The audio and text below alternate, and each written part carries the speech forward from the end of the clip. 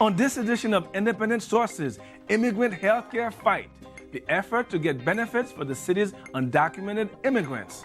Those stories and more coming up on Independent Sources.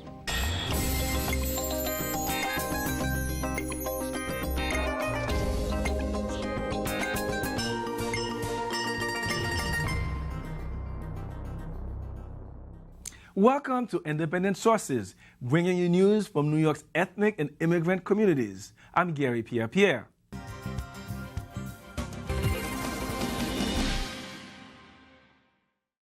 Finally from us, our film focus zooms in on the documentary called Little Spain. That was the area near the west end of 14th Street in Lower Manhattan, where Puerto Ricans, Spaniards, and other Spanish speakers settled during the 1800s.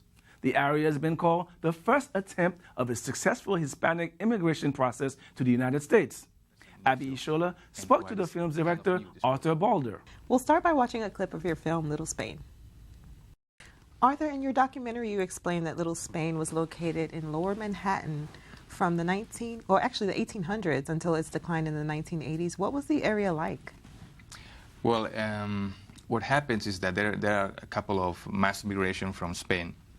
Is from the middle 19th century, and then there is a new wave during the Spanish Civil War, and in between there is a big movement also of Spanish immigration. Of course, Spanish immigration in America is just one drop in the proverbial bucket, but still it's an interesting story behind. So why doesn't it exist anymore? What happened to the neighborhood? Well, this is a very interesting question. What happened is that the Spanish immigration, as many others, was a success, and they moved to other areas. They did not keep their positions on 40th Street in the area where they were basically located. And when I heard about the film, I thought Little Spain had never heard about the neighborhood. Why do so few people know about this neighborhood that existed? First of all, because it's already disappeared. Yeah. And second, maybe because there was not a big interest by many people who was studying the Spanish immigration in the city until the last 10 years. So that's why it's like a kind of new discovery. Really? So why do you feel it's important to spread the word about this neighborhood that existed? I think it's interesting because every single spot in New York, and specifically in Manhattan, has history. And it's very interesting that we can discover still places that have so much to tell that we cannot imagine. Yeah? So it's history of New York, and history of New York is always interesting for the audience, I think. Also, it's interesting for the Spanish audience because they are discovering that there was a whole story going on with their immigration chapter in the United States. And they are part of the immigration in the United States. And for those who haven't seen the film, what can they expect to see? How are you depicting the neighborhood in your film? Well, I think the most important in a documentary of that type is the documentary evidence. And the documentary evidence is there, exposed in the documentary.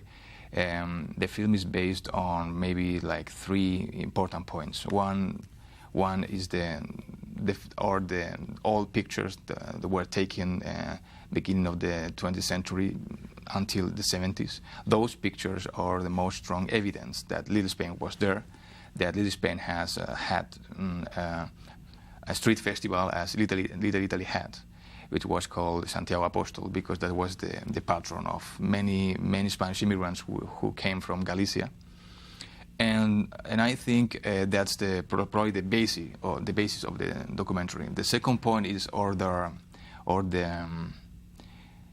the testimonies, and the testimonies are the most important were all people who can tell how was Little Spain in the 70s when they arrived into the country. Okay. And how have people responded to your film so far? I think the critics have responded very well. Probably the most difficult was to deal with the Spanish press. The problem is that there is a lot of corruption in many chapters of today's Spain, and also in the journalistic level. Wow. Yeah. So did they push back against the film? Not they. It's just that we had a couple of problems which cannot be considered as a whole. But yes, we had a problem. Specifically, we had problems with the with the national news agencies and with the national TV of Spain. Why? Because there is not a strong practice of what we have to call journalistic integrity, and that's a big problem. Yeah. So I don't want to get into details, but I think that was the most difficult part of the project, because it cost a lot of time and energy, almost 4 years of work. Wow. And probably that came from a part of the people who wanted to be present in the film, and who I decided not to be present in the film. But independent filmmaking is that, and there is no money coming from Spanish government or other Spanish agencies for the realization of the film. So. Wow. So going back to Little Spain, is there any part of it that's been preserved? Not that much, no. I mean, probably the most interesting part of Little Spain that has been preserved is the architecture of Our Lady of Guadalupe. That was the first church in the city that gave service in Spanish. Wow. At the beginning of the 19th century.